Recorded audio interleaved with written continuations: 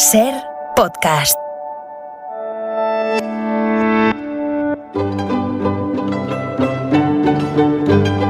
En La Ventana acontece, que no es poco, un relato personal de la historia, con Nieves con Costrina, Cadena Ser.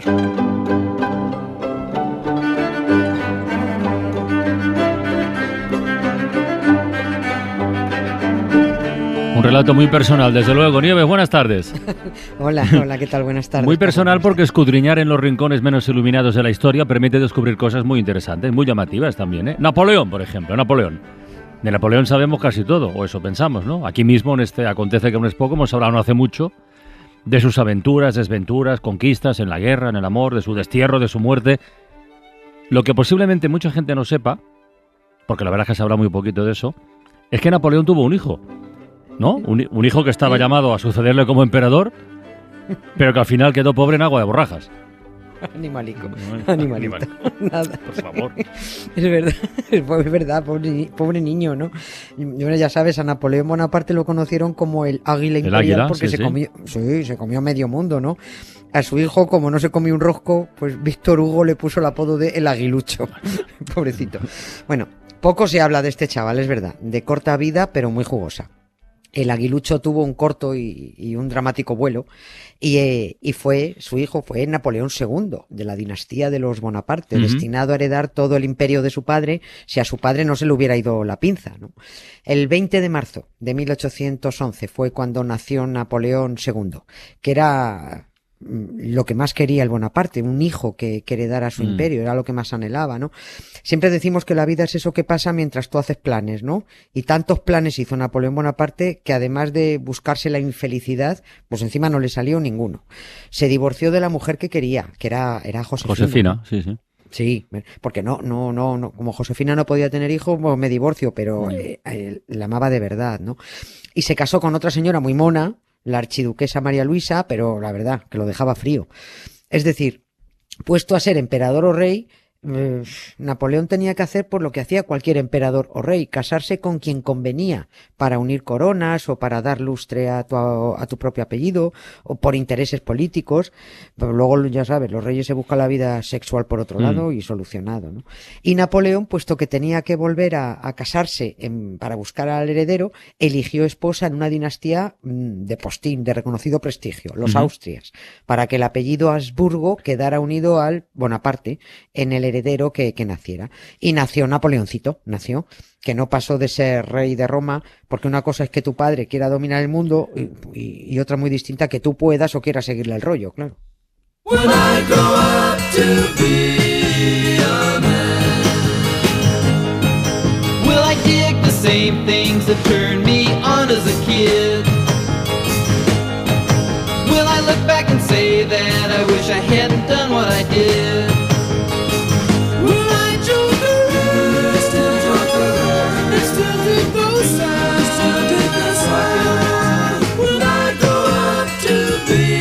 Oye, Nieves, esto de rey de Roma, sí, ¿qué has dicho? ¿Se lo puso su padre porque sí? ¿O se declaró a sí mismo emperador? ¿O cómo fue esto? Rey de Roma, por favor. Claro, es que cuando eres el boss, pues tú te nombras lo que quieres, ¿no? Mira, ya que habéis empezado hoy con Springsteen, sí, ¿no?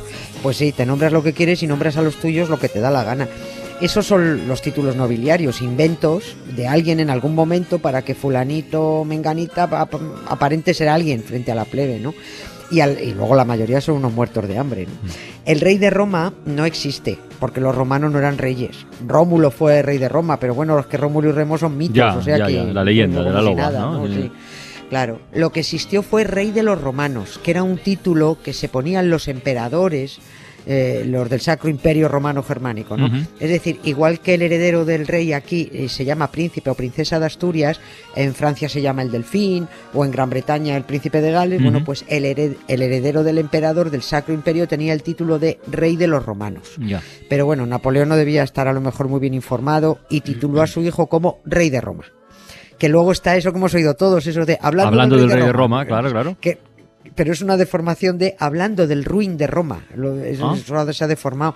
Esta frase, lo del ruin de Roma, era para referirse al Papa de Roma.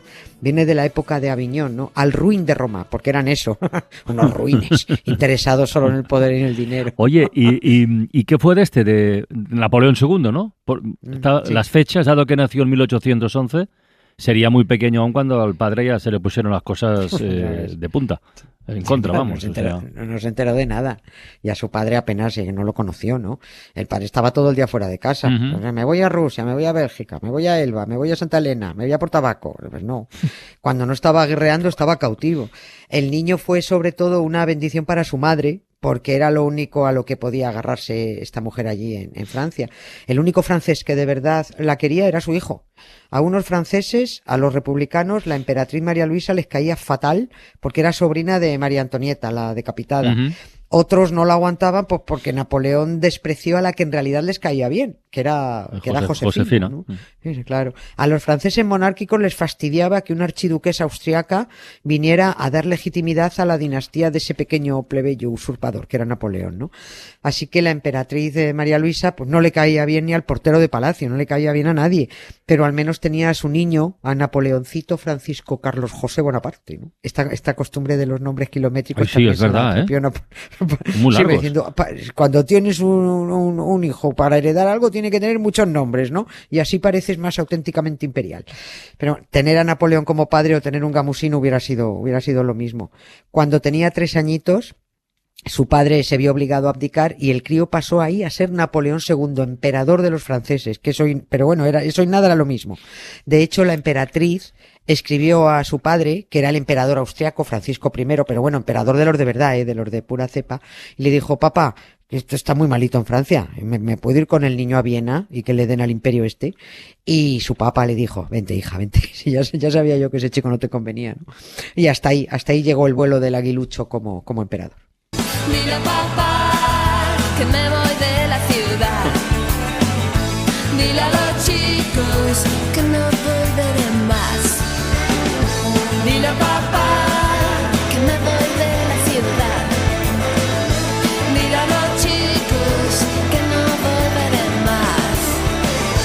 Dile a papá que me Pero ya está, ya ha terminado. Quiero decir, padre e hijo no se vieron nunca más, no volvieron a verse.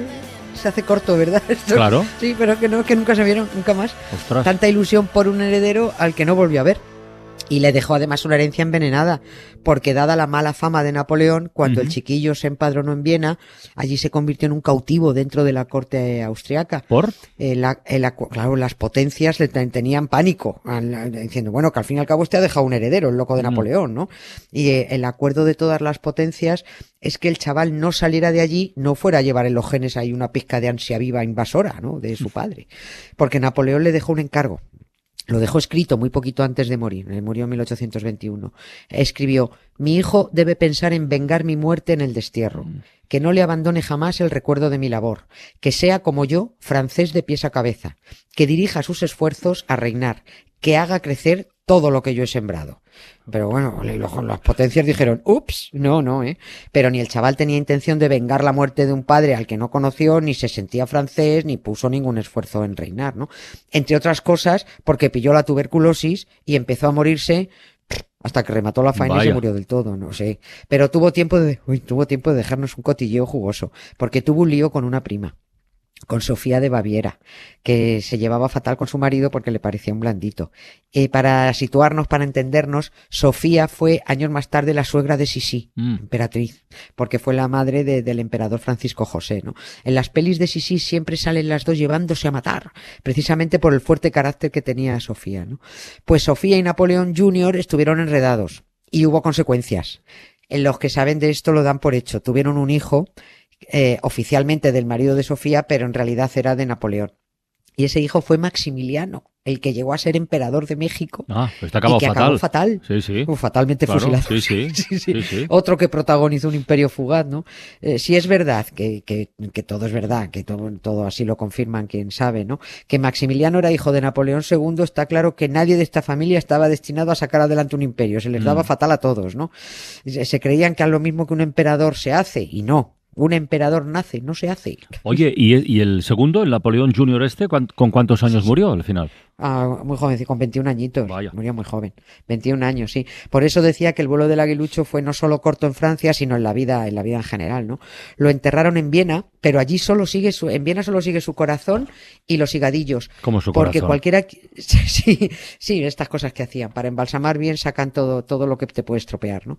Y cualquiera que haya visitado Los Inválidos en París, donde está la impresionante tumba de Napoleón, habrá visto que entre las sepulturas que rodean la del jefe, la de Napoleón, está la de nuestro rey, José I, en un sarcófago chulísimo, muy bonito, y hay una sepultura en suelo, al lado de Napoleón, con una lápida en donde pone Napoleón II, Le Roi de Rome, el rey de Roma, ¿no? Es la vez que más juntos han estado padre e hijo, muertos, ¿eh? Y esta historia además es curiosa porque el artífice de tal acercamiento fue Hitler. Hitler. Fíjate, sí, vaya giro de guión. Bueno, ¿Hitler entregó los restos a Francia porque se los pidieron o qué? Sí, no, que va.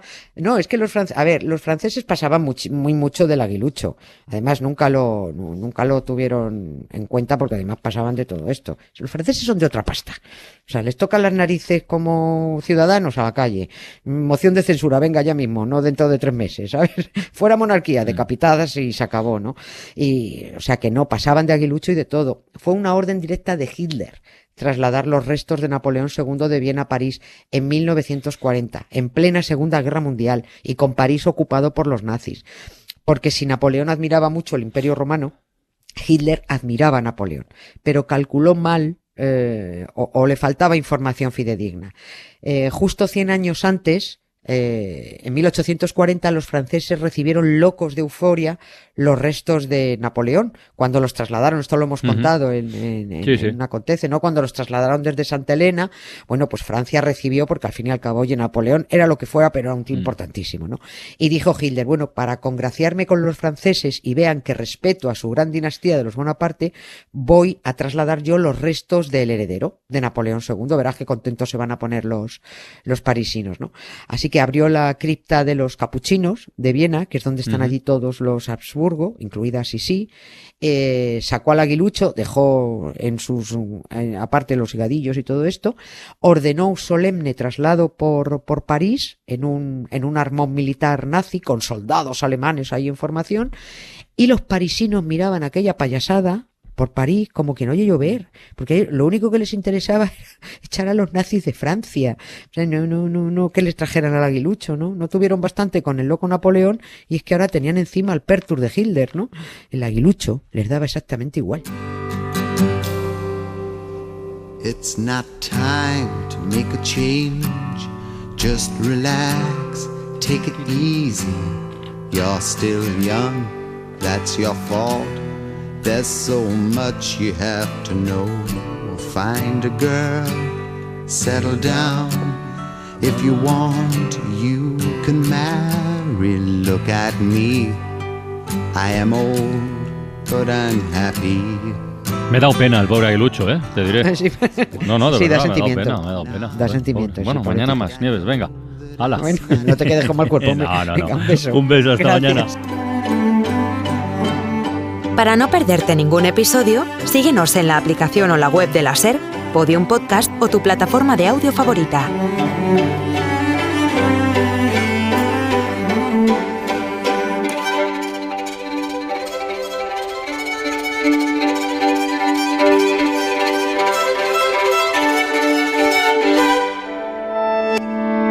Cadena SER. La radio.